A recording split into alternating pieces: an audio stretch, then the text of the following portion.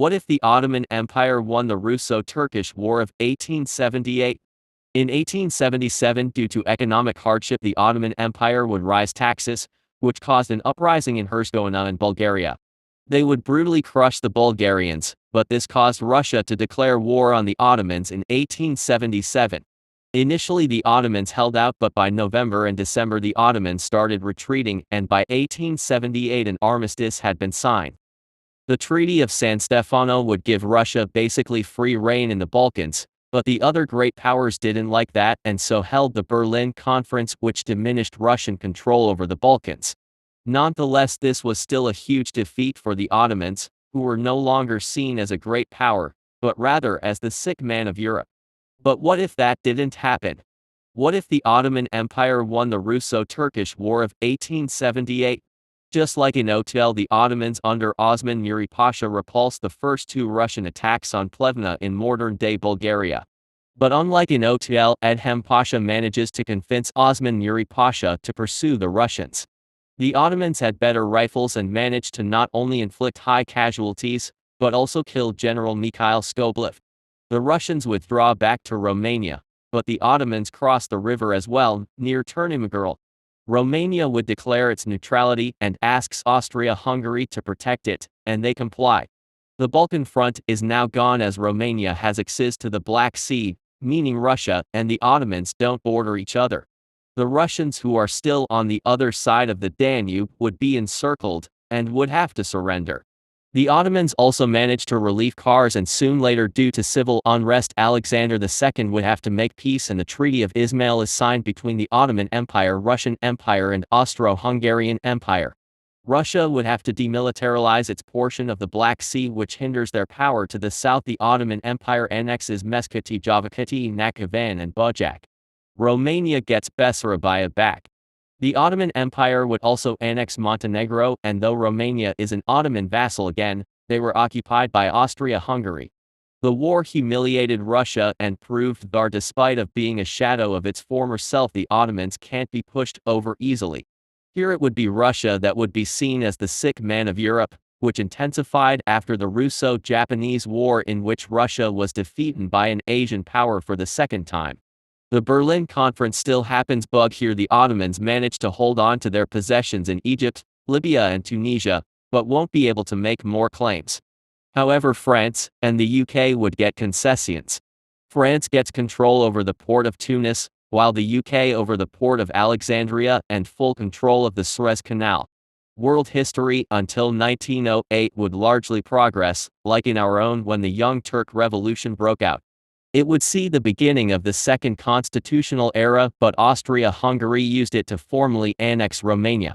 And without the Balkan Wars, the Ottoman coup doesn't happen. Unrest would mount in Romania, and in 1914 Franz Ferdinand paid a visit to Bucharest, where he would get assassinated. Austria-Hungary still blames Serbia, and World War I still breaks out. Both sides would try to convince the Ottomans to join, who are friendly to the UK and Germany, but hostile to Russia and Austria-Hungary, but ultimately they stay neutral. In 1918 Russia still collapses into civil war, and the Ottoman Empire invades the Caucasus and establishes vassal states in Georgia, Armenia and Azerbaijan. Later that year, when the tide turned for the Central Powers, the Ottoman Empire joined the war on the side of the Entente and liberated Serbia, and invaded Austro-Hungarian Romania. In the Treaty of St. Germain and Laid, Romania becomes an Ottoman vassal again and gets Bukovina. But the Ottomans were pressured to withdraw out of Serbia. In this timeline, the Hungarians are more successful in preserving their territorial integrity. Romania doesn't exist here, and they did most of the fighting. Czechoslovakia was even struggling in Otel, so here they don't stand a chance, and have to give up Slovakia and becomes Czechia.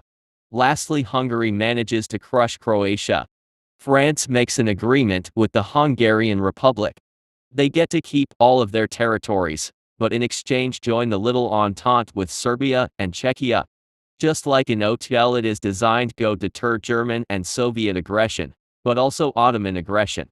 The Ottomans and British would finalize their agreement over the Middle East, in which the Ottomans get Kuwait, and the British part of Rub al-Khali. The Ottomans then helped Jabal Shamr to crush Nejd. In Saint-Germain, Slovenia is split between Italy, which gets Carniola, and Austria, which gets southern Styria. Italy also gets Dalmatia.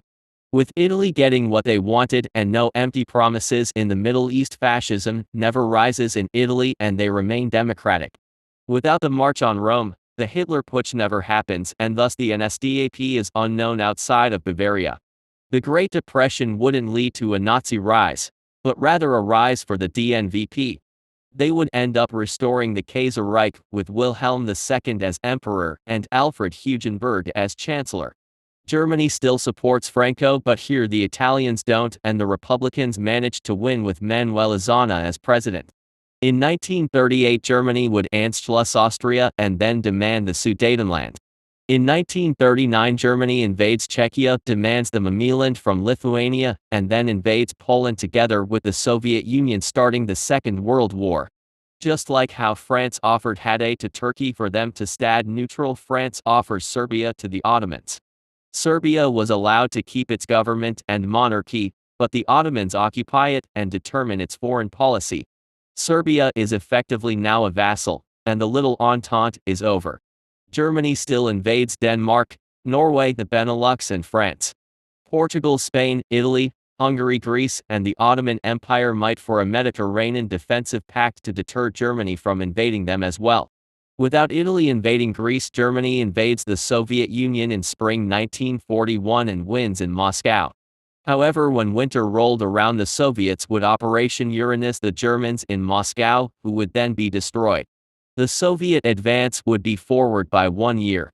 Meanwhile, without Italy, the Allies would land in France in 1943, and they too would forward by 1 year as well, and on May 2, 1944, Berlin falls and soon later Germany surrenders. Germany would be split into a Soviet, American, British, and French zone, and would later become West Germany and East Germany. In East Asia, the Soviets join a year earlier, and the nukes are never dropped. Japan would be split into a Soviet, American, British, and Chinese zone, which would later become North Japan and South Japan. With the war being 1 year shorter and Operation Ichigo, the nationalists managed to defeat the communists in China. In 1949, NATO would still get formed, but with Spain as a founding member. In 1952, the Ottoman Empire, Hungary and Greece joined too, with Ottoman vassals and Balkans and Caucasus also being a part of it. In 1955, West Germany joins as well in the Soviet Union. Czechia, Poland, and East Germany form the Warsaw Pact. After the war, Jews would settle in Palestine, and it would officially become an autonomous zone. In 1953, Abdülmecid II would die and Said Omar Farouk become sultan. With a nationalist victory in China, the South would win the Korea and Vietnam War. All three of these regimes would be oppressive dictatorships, but would liberalize with the end of the Cold War. The Japanese War, however, was a stalemate. In 1969, Sultan Omar Farouk dies, and since he had no son, his daughter Fatma Nesliza becomes the first Ottoman sultana. In 1979, the Ayatollah regime still comes to power, and fearing that the same may happen in their own nation, Ottomans launch an invasion of Iran, and while Iran managed to hold out against Iraq, they were crushed by the Ottomans. The Ottoman Empire annexes Khuzestan and Kurdistan, and Azerbaijan annexes Azerbaijan. The Sublime State of Iran becomes an Ottoman vassal under Hamid Mirza Qajar. The Soviet Union still invades Afghanistan, and the United States supports the Mujahideen. But they don't just support them through Pakistan, but also through the Ottoman Empire. The Ottomans help the National Islamic Front of Afghanistan, or Mahaz-i-Milli, who take over Afghanistan and restore the monarchy. The Kingdom of Afghanistan is seen by some as nothing more than an Ottoman client state. In 1991, the Soviet Union still collapses. Germany reunifies, China invades Mongolia, and Japan invades North Japan, while Poland and Czechia, followed by Lithuania, Latvia, and Estonia, join NATO.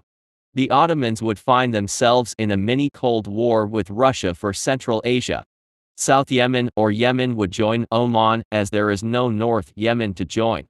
Hungary never experienced communism and would be doing better, and someone like Viktor Orban probably doesn't come to power, and especially given that many Slovaks, Ukrainians, Romanians, Serbians, Croats, and Germans live in Hungary, making Hungarian nationalism a fringe ideology and being overshadowed by liberalism and federalism. In her reign, Sultan Anesliza would further liberalize the nation and give more autonomy to ethnic minorities, which culminated in 1999, the 700th birthday of the empire, when the Constantine Accords are signed. The Sublime Ottoman State is transformed into the Sublime Ottoman Federation. It is extremely federalized and has a state for its many groups, namely Bosnia and Herzegovina for its Western South Slavs, namely Bosnians, Croatians, Montenegrins and Serbians, Bulgaria for its Eastern South Slavs, namely Bulgarians and Macedonians, Albanian for its Albanians, Greece for its Greeks, Turkey for its Turks, Armenia for its Armenians, Kurdistan for its Kurds, Arabia for its Sunni Arabs, Iraq and Yemen for its Shia Arabs, Lebanon for Arabs of all kind, Palestine for Arabs, Jews and Christians, and lastly the Constantine Capital Territory, so overall 12 states and 1 territory. In 2012, Sultan Anesliza dies and her son Abbas becomes sultan. The current Grand Vizier is Kemal Pasha from the Ottoman People's Party. The Sublime Ottoman Federation is a regional powerhouse in this timeline, as they have a near total control of the Middle East and a lot of the global oil. They stretch from the Atlas Mountains to the Iranian Plateau, from the Danube to the Bab al-Mandeb Straits. The Ottomans may leave NATO and basically become their own geopolitical faction. If you liked the episode, leave a like and don't forget to subscribe. Goodbye.